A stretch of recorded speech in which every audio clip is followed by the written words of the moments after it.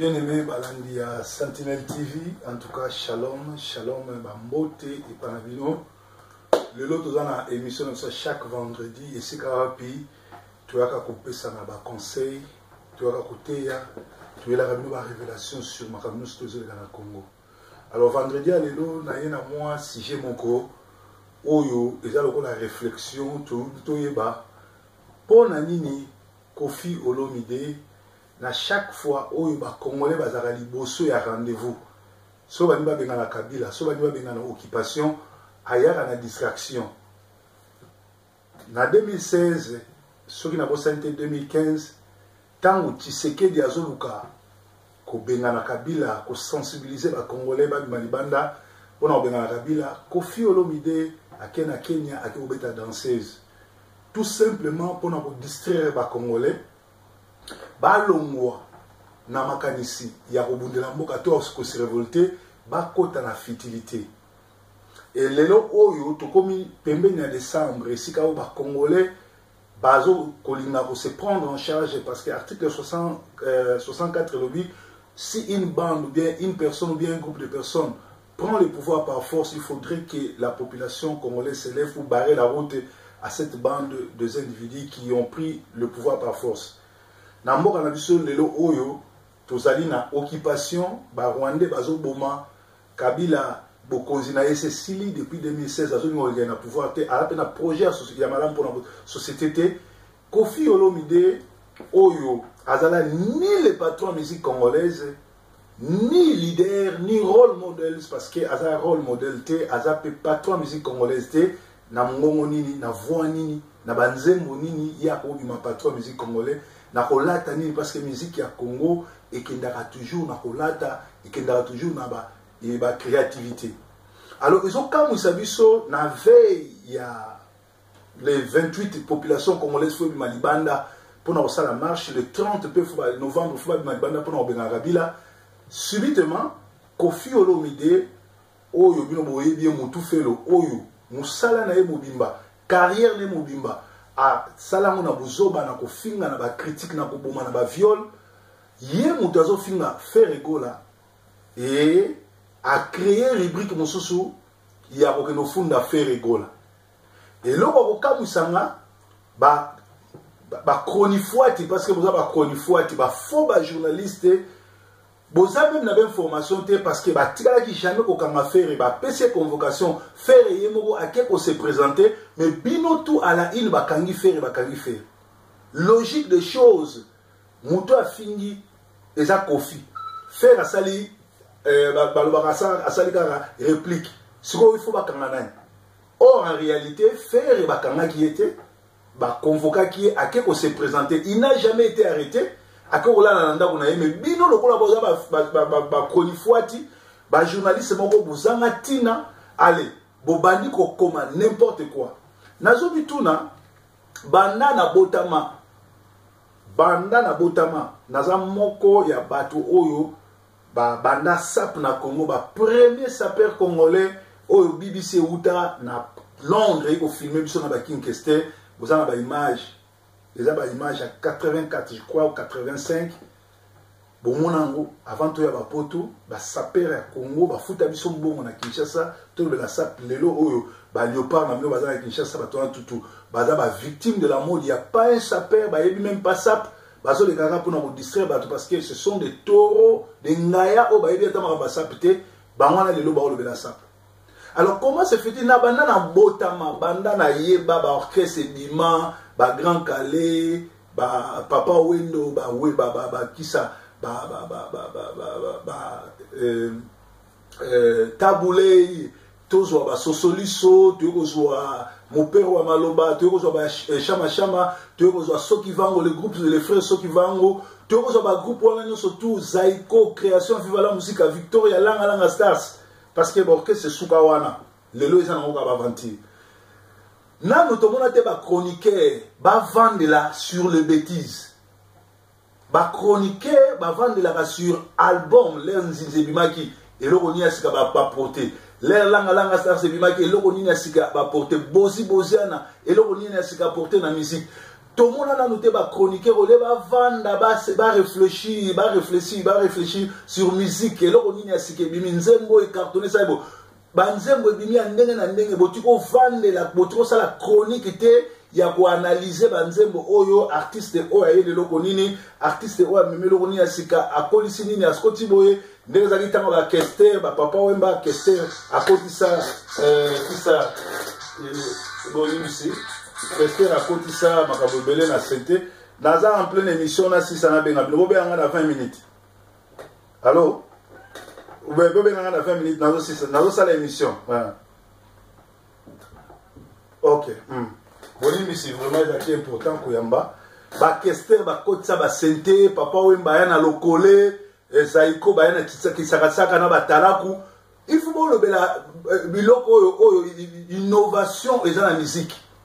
papa wemba Kester na Nyarkos ba yana sap na kati ya musique congolaise lelo identité ba congolais ala tekindeni so botali na Didier Fombo mona ja Jimmy Weston na makolo abeti ba ensemble la musique ba Dolce Cabana c'est-à-dire bozo ba déjà que congolais abimara abeti forme image ba congolais musique na biso mais bino lelo ba konifwati bo vandeli information na ya lokuta parce que Ferre n'a pas été arrêté ce qui lelo Ferre vous allez arrêter bon Koffi Olomide oyo atindi ba finga na mama Ferre na bana Ferre na ba usaleni comment bokozo mutu oyo vina ye mobimba musane ko finga batu musane ko finga ba mama batu musane ko bomisa bana batu tout et tout entre temps na masolo oyo Koffi azumbongo ebele et pas ba Rwandais Koffi aza agent en aner oyo azumbongo ebele pas ba Rwandais pour akotisa bat na distraction émission ya sali biloko tu ya sali et mimi multitude abatu kolongwa na komba et déconnecter batu na réalité à Kinshasa batu bazoluka Kabila longwa lokola ndenge Museveni akei batu bazoluka Kabila kende ya na masolo mususu ya ko distraire batu ya ko luka ba yeba ba kami Ferre et tout même si Ferre ba kende ne boloko ye Koffi asala 5 jours na boloko et ça kufaki Koffi bakanga ye déjà na nyoka longo na makala et ça kufaki alors yazo kanisa ke soki lelo a pesi mbongo na ba konifwati balo bake ya kangisi Ferre ya mati aromatate plus kaza musique ta ibo yembate aibe lo mote a komi na suka pe carrière ne suki ndengwana alors biso bana Congo biso ba yemboka biso ba politicien biso ba combattant et c'est que to ba non Koffi azali agent ya ANR ayaka na ngonga oyo congolais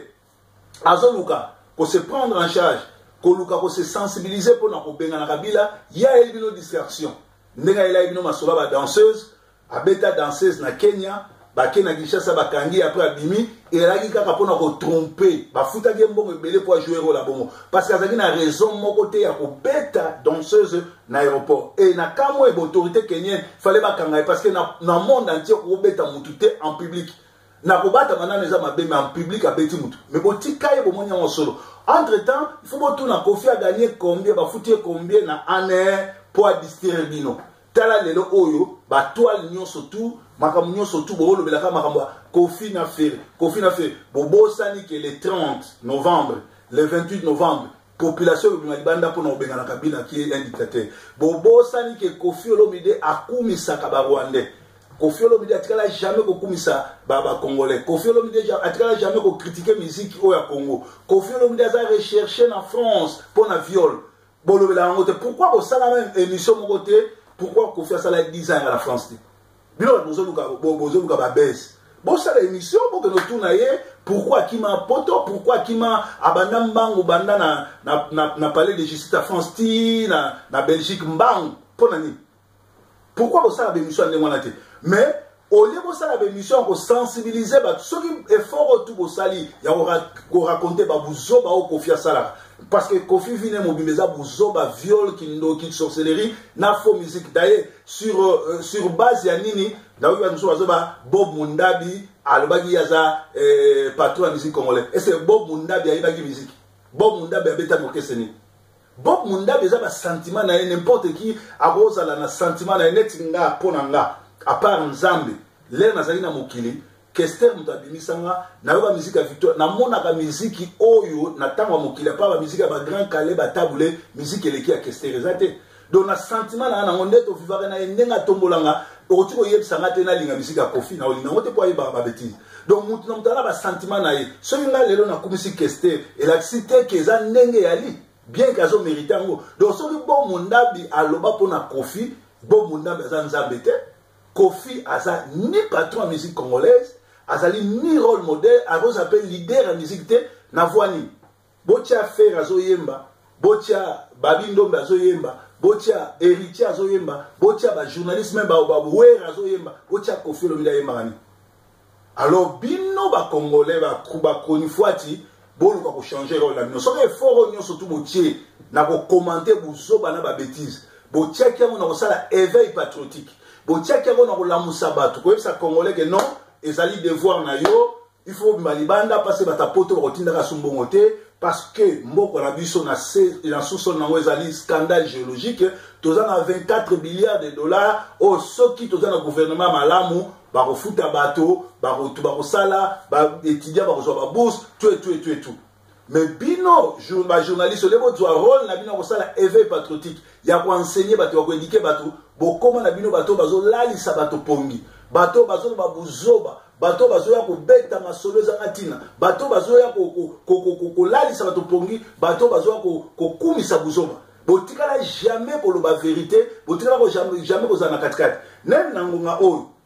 soki ba journaliste nyonso to bosangani bobandi kosala éveil patriotique kolobela Congo etelema kolobela Congolais etelema parce que bino ba Congolais bomoni makambo ezoleka na Zimbabwe te bomoni Zimbabwe te nde basali Zimbabwe balongoli président na bango na kimia muta profiter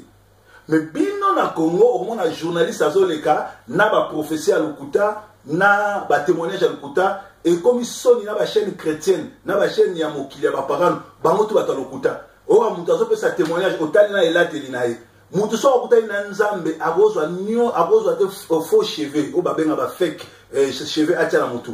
mutu so akutali na nzambe akozwa te maquillage amite so moni pasteur alobi akutali na nzambe akufaki ala muki azotia choko aza aventurier azokorige nzambe so moni sœur en Christ alobi akufaki ala muki azwi suki ya ba mesha tie azwi manzaka milaya tie azwi rabota tie mutu soka kutena nzambe akobanga ezalwa mutu auti na boloko mutu soka uti na boloko akolinga suko bunda te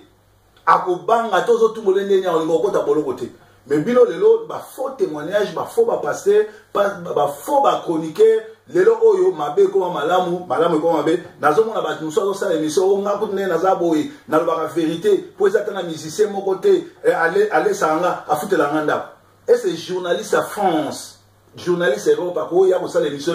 à ça la mention que il faut musicien foutre l'enda. Nalo na ba journaliste muso na kendeki na kuta ina fali apesinga blouson apesinga c'est honteux. Il t'achète, il est en train de t'acheter. Ce qui yoke pas un journaliste au sali musana yo apesio lamba apesio sapato apesio mbongo lobi nango soko kuti journaliste soko kuti na musala mabe moyo o dénoncer uzate. Ngala ko sepolo bagena kendeki ko sa musala afutinga pona reportage ndenge na tamboli na zana équipe faut futa bango normal mais so yo ke ko sala émission et que mutuana faut futa yo mutuana faut voyager nene na ona ba journaliste muso ba komi ba longwe ba journaliste ba longwe ba chroniqueur ba komi même ba domestique ba komi même ko sire ba sapato ya batu po ba meme na poto po voyager même po ke nangola donc on a place wapi batu ba yebite lo ni bazoni donc na zo sa bino ba congolais Kofi Olomide azo distribino pas je vous tourne en Bolandete parce que Azali agent en air. Botala bien avec événement nyoswa minene ceux qui congolais nga tomboka. Ceux congolais nga zo décision aya na ba distraction. Bandako ya la kisiwana ezandako ya musique te mbongo zo ya musique te ezaba mbongo na ye mususu ya kisi mususu ya pimbo mususu oyo ateka kamboka parce que akina kobeta na Rwanda parce que akumisa na Rwanda parce que asala ka réunion na ba Rwandais pour aza muto aner. Tala rôle a jouer sikoyo na ngonga oyo tozana des événements le 28 novembre na le 30 novembre ko benga na Kabila ya yebino ba distraction ya musique bino pe ba chroniqueur au lieu bo sala ka analyse sur album ebimi eloko ni asika ba yeli biso eloko tena komi ko mona lelo oyo ba tu ya musique ba chroniqueur ba komo lobela danse biso banda to kola banda to zai bana mikena to komba pasteur te to zai ko yeba musicien ayembi nini musicien alati nini musicien ayele eloko ni asika mais lelo oyo koma musicien ayembi te na obi Félix Oazé ko lobela danse na yi donc banda kala banda to botama même Zaiko bakolo danse Zaiko avaba yana danse bazako yana nzemu babongisa déjà côté chant si ma baye na danse mais lelo o échangea bato baza na chanter bato baza na milieu koyemba te bato bazoyamba na na danse mais mayembe za te yango vraiment na félicité ndeko na biso King Kester mené à personnam à ça que école de chant et lelo o soki un jour to komi na mbongo to continuer ka école wana bato bayi ko la mingongo ndenge ni ya koyemba toujours macolin na King Kester ndenge ezalaka kisa mopero na mambolei ties wana ba omibale yango na Kester atika nango mais lelo okolo na okese mso okuta bazo yemba zo bate bazo yemba ba sa ba 28 points alors bino ba chronifoite to yebi bien ke bwana aposa ba base to yebi bien ke boza na posa koyeba na to yebi bien nini mais bino ba kolo Congo biso ba combattant biso ba bundeli mboka to kota na ba piège na bango te et d'ailleurs soko za mutu o za normal okoyo kaka musique ya kofite parce que voix ici là ayebo yemba te okoki pe koyo kaka babuzo ba pa e mosali na nzamba solo mona na nzamba solo o ya timba alandaka n'importe quelle émission te boye la biso ba émission ba créativité boye la biso ba émission éducative boye la biso ba émission oyo eko sala éveil patriotique boye la biso ba émission te o eza bassesse mutu so za banda ko nata 500 ngane na za o eza Jimmy Weston zanga naza nango 4 naza nango 10 zanga so na kufi bana nanga beba ba neveu nanga ba nièce nanga ba koko nanga batika nango alors so ina sali émission à moins que ba ya manga étant que un sapeur retraité n'a parlé sur ça n'a parlé sur comment s'habiller comment que ça la harmonie parce que là il y a des gens qui ne sont pas allureux mais ils se disent sapeur pour nous à la sapeur il faut ça en allure pour nous à la sapeur il faut y concorder ba couleur pour nous à la sapeur il faut ça 3 couleurs mais le long il faut y avoir par rapport à temps na hiver to la ta boussac jean ou velours mais au moment où on a sapeur na hiver en plein hiver après na carte là tu complet cuir